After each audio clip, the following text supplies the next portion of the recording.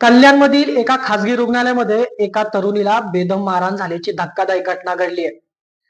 CCTV फुटेजमध्ये पूर्णपणे त्या तरुणीला कशा प्रकारे मारहाण झाली, दोन तरुण आले, त्यातल्या एका तरुणाने त्या तरुणीला मारहाण केली, तिला तिच्या कपड्याला धरले, उचलून आपटलं, तिचे तिचे जे अंगावरचे कपडे होते ते देखील फाडण्यात आले.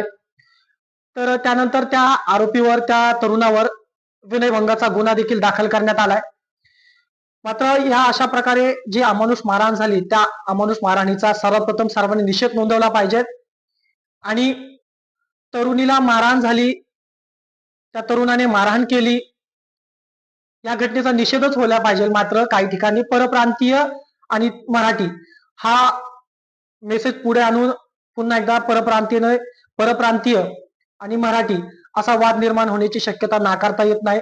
त्यासाठी मराठी आणि परप्रांतीय हा जर मुद्दा पुन्हा एकदा बाहेर आला तर वाद अजून चिघळण्याची शक्यता नाकारता येत नाही. त्यासाठी सर्वात अगोदर तरुणीला मारहाण झाली, त्या मारहाणीचा निषेध नोंदवला पाहिजे आणि त्या आरोपीवर अजून कशा प्रकारे कडक कारवाई होईल त्यासाठी सर्वांनी आवाज उठवला पाहिजे. त्याच्यावर विनयभंगाचा गुन्हा तर दाखल झालेला आहे, मात्र कशा प्रकारे त्याच्यावर गुन्हे दाखल होतील हे देखील आता सर्वांनी जोर लावला पाहिजे.